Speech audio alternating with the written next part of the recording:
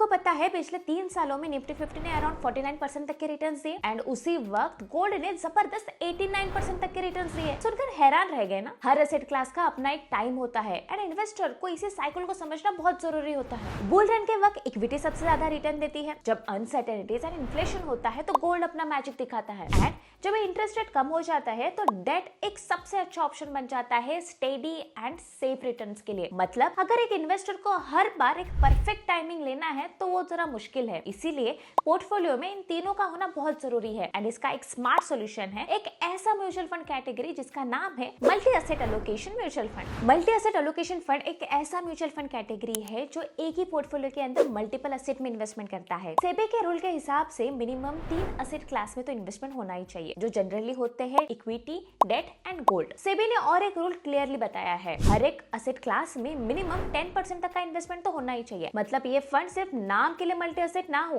बल्कि actually diversified हो। एक सिंपल एग्जांपल से ये समझते हैं। मान लीजिए आपने किसी मल्टी एसेट एलोकेशन फंड में 1 लाख रुपए इन्वेस्ट किए तो फंड मैनेजर इससे स्ट्रेटेजिकली इन्वेस्ट करेंगे। जैसे 40,000 इन्वेस्ट किया इक्विटी में for a long term growth, debt में इन्वेस्ट किया 30,000 फॉर स्टेडी रिटर्न एंड बाकी का 30,000 इन्वेस्ट किया गोल्ड में जो वोलेटिलिटी एंड अनसर्टेनिटीज के लिए हेज बन सके। इससे हाइब्रिड फंड के साथ कंफ्यूज मत होना क्योंकि एक hybrid fund usually 2 asset classes में ही इन्वेस्ट करते हैं, एक तो इक्विटी एंड दूसरा debt. But multi asset allocation fund एक स्टेप आगे होके कमोडिटीज में भी इन्वेस्ट करते हैं जैसे कि गोल्ड या फिर सिल्वर ETF एंड कुछ स्कीम तो ऐसे होते हैं जो इंटरनेशनल इक्विटीज या फिर रिट्स में भी इन्वेस्ट करते हैं। इस कैटेगरी का सबसे बड़ा प्लेयर है ICICI prudential multi asset fund. Usually ये फंड 65% इक्विटी में इन्वेस्ट करते हैं एंड बाकी का डेट एंड गोल्ड में इन्वेस्टमेंट करते हैं। ये जो एलोकेशन है इसमें भी 2 टाइप्स होते हैं। पहला तो फिक्स्ड एलोकेशन, मतलब एक प्री डिसाइडेड फिक्स्ड रेशियो रहता है। फॉर एग्जांपल इक्विटी में 50%, डेट में 30%, गोल्ड में 20%। फिर मार्केट बेरिश हो या फिर बुलिश, यूजुअली जो एसेट एलोकेशन होते हैं वो इसी रेंज में होते हैं। फिर दूसरी तरफ है डायनामिक एलोकेशन। यहाँ पे फंड मैनेजर मार्केट के हिसाब से एलोकेशन चेंज करते रहते हैं। फॉर एग्जांपल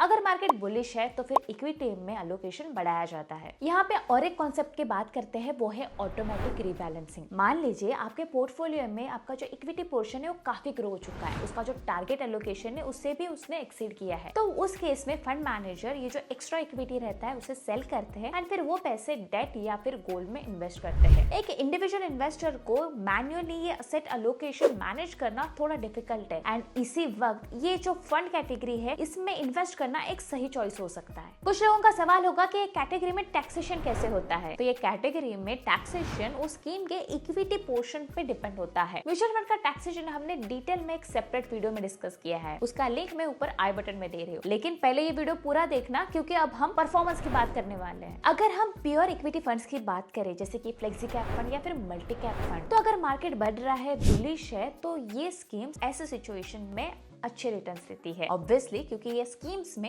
इक्विटी पोर्शन ज्यादा होता है। लेकिन अगर मार्केट में करेक्शंस हुआ तो ऐसे समय में multi asset allocation fund comparatively अच्छे रिटर्न्स देते हैं क्योंकि इसमें इक्विटी के साथ साथ गोल्ड एंड डेट जैसे ऑप्शंस भी होते हैं। मतलब आसान शब्द में हम कहें तो जब मार्केट गिर रहा है तो इक्विटी फंड्स भी गिरते हैं, मल्टी एसेट एलोकेशन फंड्स भी गिरते हैं, लेकिन इतने नहीं जितने इक्विटी फंड्स गिरते हैं। स्क्रीन पे अभी आप इस कैटेगरी के कुछ जो टॉप स्कीम्स है उसके परफॉर्मेंस देख सकते हो। तो चलिए फटाफट ये स्कीम के फायदे और नुकसान को एनालाइज करते हैं। फायदों की बात की तो सबसे बड़ा एडवांटेज यहाँ पे यह है कि डाइवर्सिफिकेशन। आपने अगर एक ही स्कीम में इन्वेस्ट किया तो आपको मल्टीपल एसेट में इन्वेस्ट करने का अपॉर्चुनिटी देता है एंड साथ ही में कन्वीनियंस भी देता है। आपको ये मैन्युअली एसेट एलोकेशन मार्केट के हिसाब से चेंज करने की जरूरत नहीं है, ये चीज फंड मैनेजर आपके लिए करेंगे। वही हमने नुकसान की बात की तो सबसे बड़ा नुकसान यही है कि जब भी मार्केट बढ़ता है तो इक्विटी फंड ज्यादा रिटर्न देते हैं कंपेयर टू ये मल्टी एसेट एलोकेशन फंड, क्योंकि इक्विटी फंड्स में इक्विटी एलोकेशन ज्यादा होता है। दूसरी बात ये भी है कि ये जो डाइवर्सिफिकेशन है वो सही में होना चाहिए। मतलब ऐसा ना हो कि किसी पर्टिकुलर एसेट क्लास में ही ज्यादा एलोकेशन हुआ है, फिर वो डाइवर्सिफिकेशन का पर्पस सॉल्व नहीं करता है। एंड तीसरी बात ये भी है कि जो एसेट एलोकेशन चेंज करते रहते हैं according to the market situation, तो ये जब हम रीबैलेंसिंग करते हैं इसमें अगर टाइमिंग गलत हुआ तो उसका डायरेक्ट इंपैक्ट आपके रिटर्न्स में दिखाई देता है। अब सबसे बड़ा सवाल ये है कि ये कैटेगरी में किसे इन्वेस्ट करना चाहिए। तो ऐसे इन्वेस्टर जिनको एक स्टेबिलिटी चाहिए एंड एक बैलेंस्ड ग्रोथ ग्रोथ चाहिए वो ये कैटेगरी में इन्वेस्ट कर सकते हैं। जैसे कि